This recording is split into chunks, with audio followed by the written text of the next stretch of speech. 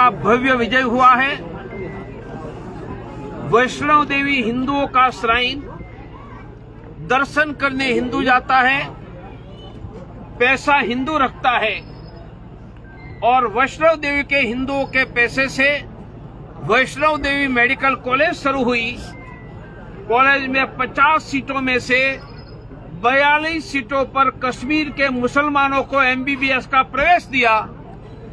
जम्मू के राष्ट्रीय बजरंग दल के अध्यक्ष राकेश बजरंगी और जम्मू के राष्ट्रीय बजरंग दल ने सबसे पहले विरोध किया कि ये 42 मुसलमानों की सीटें कैंसिल करो, पैसे हमारे बाप के हैं।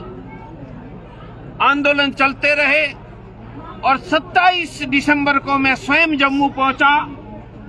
जम्मू में सभा करके घोषणा की कि कश्मीर के 42 मुसलमानों की मेडिकल सीटें रद्द करो और सभी 50 सीटें जम्मू के हिंदू बेटा बेटियों के लिए आरक्षित करो। और गवर्नर को कहा, मनोज सिन्हा जी ये बंद करो, और नहीं करते हैं तो प्रवीण तोगड़िया देश के हिंदुओं को ऐलान करते हैं कि वैष्णो देवी जाओ, पर मां के चरणों में एक भी रुपया चढ़ावा मत रखो। हम सिर्फ सुपारी रखकर वापस आएंगे, पैसे हम देंगे और डॉक्टर कश्मीर का मुसलमान बने, हम नहीं बनने देंगे। हमने कहा था ये रद्द करो। आज जम्मू मेडिकल कॉलेज की सीटें रद्द हो गई है। 42 कश्मीर के मुसलमान छात्र की मान्यता रद्द हो गई है। मैं आगे की मांग करता हूं, मेडिकल कॉलेज चालू रखो और सभी 50 सीटें जम्मू के बेटा बेटी हिंदुओं के लिए आरक्षित करो। इनके लिए जम्मू अंतर्राष्ट्रीय हिंदू परिषद, राष्ट्रीय बजरंग दल, राष्ट्रीय महिला परिषद ओजस्विनी बुलंद आवाज उठाती रहेगी। जम्मू में गांव-गांव में सरकार ने गन के लाइसेंस दिए हैं, हिंदुओं के ही लाइसेंस रिन्यू नहीं कर रहे हैं। मानिए आतंकवादी आएंगे, गन का लाइसेंस रिन्यू नहीं करेगा, वो मारा जाएगा। तो हमने पहली जीत कर ली है। वैष्णो देवी मेडिकल कॉलेज में कश्मीर के मुसलमान छात्रों की मान्यता रद्द करवाने की। अब जम्मू के हिंदुओं को गन का लाइसेंस देने का काम 1 महीने में पूरा करो। मिस्टर गवर्नर मनोज सिन्हा जी, ये आपका उत्तरदायित्व है। आप हमारे भाई हैं, हमारे साथ बैठते थे। कम से कम जम्मू के हिंदुओं को मरवाने की स्थिति मत करो। 1 महीने में जम्मू के सभी हिंदुओं का लाइसेंस रिन्यू होना चाहिए और एक भी पैसे कोई उनसे न मांगे। यह मनोज सिन्हा जी सुनिश्चित करो।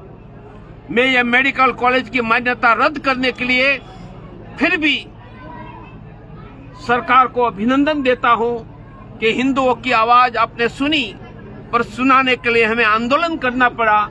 ऐसे आंदोलन करने के लिए हमें आगे बाध्य मत करो। संभल में लगातार जमीनों को खाली कराया जा रहा है, तालाब की भूमि, सरकारी भूमियों से मस्जिदों को हटाया जा रहा है। उसी को लेकर जो संभल के सपा सांसद हैं जिया रमन भगत, उनका कहना है कि ये सुशासन नहीं, डर का माहौल है। यदि किसी मंदिर की जमीन, तालाब की जमीन, सरकारी जमीन पर मस्जिद बनी है, मजार बनी है, हटानी चाहिए। हटाने के लिए यहाँ के प्रशासन को धन्यवाद करता हूँ और प्रशासन यह काम करेगा, संभल का हिंदू उनके साथ रहे। लेकिन सर, जिस तरीके से ये मस्जिद और मदरसों पर पूरा बुलडोजर एक्शन हो रहा है, बहुत अच्छा है। सांसद के जो है पिता ये कह रहे हैं कि 2027 के लिए अयोध्या बनाने की कोशिश मैं तो बुलडोजर का समर्थक हूँ और मैं कहता हूँ बुलडोजर शांति का प्रतीक है और बुलडोजर पर बैठकर ही हिंदू आगे बढ़ेगा। जिनको बुलडोजर स्वीकार्य नहीं है वो थोड़े दूर चले जाओ, पाकिस्तान थोड़ा नजदीक है। सांसद के पिता ममलुकुर रहमान भगत का कहना है कि बीजेपी के पास कोई मुद्दा नहीं है, संभल को अयोध्या बनाना चाहती है। तो अरे भारत का हर गांव अयोध्या बन रहा, संभल तो क्या। SIR के बाद में बांग्लादेशियों पर क्या कार्रवाई की जाएगी? SIR ठीक है, उचित है। वह बांग्लादेशियों को मतदाता बनने से रोकेंगे। मैं SIR का खुला स्वागत करता हूँ। मोदी सरकार में हिंदुओं की क्या स्थिति है? बुलडोजर चल रहा है। संभल में योगी सरकार विकास करा रही है, किस तरह से? बुलडोजर से। संभल में 24 नवंबर 2024 को कोर्ट के आदेश पर श्री हरिहर मंदिर बनाम जामा मस्जिद का सर्वे हुआ, हिंसा हुई। उसके बाद में संभल के 68-19 कूप हैं, उनको जीर्णोद्धार करने का काम यूपी सरकार कर रही है। इसलिए योगी जी को धन्यवाद, धन्यवाद मोदी जी को धन्यवाद, अमित शाह को धन्यवाद। आगे बढ़ो, बुलडोजर लेकर आगे बढ़ो, हम आपके साथ हैं। देश भर में वृद्धाश्रम बने हुए हैं, माता पिता को वृद्धाश्रम में छोड़ के आते हैं बुढ़ापे में, क्या इसके लिए कोई अभियान चलाएंगे आप? जो अपने माता पिता को वृद्धाश्रम में छोड़ने जाएगा, उनका बेटा भी उनको वृद्धाश्रम में छोड़ने जाएगा। अपने घर में रहने हो तो अपने माँ बाप को भी घर में रखो। ऐसा आपके संगठन को कोई तो ये आप कई बार संभल मेरा संगठन यही करेगा कि आपको वृद्धाश्रम में नहीं जाना है तो अपने माँ बाप के घर में रखो। आप कई बार संभल आए हैं। संभल की एक 5 दशक पुरानी मांग है संभल को रेल लाइन के लिए, करवाएंगे ना, वो भी करवाएंगे। सरकार तो सुन नहीं रही है। अरे सरकार तो, हमने श्रीनगर को झुका दिया तो संभल तो क्या होता है। चलो धन्यवाद, थैंक यू वेरी मच। मेरा नंबर लिख लो सर, कभी आपको पूछना है तो भी भला है।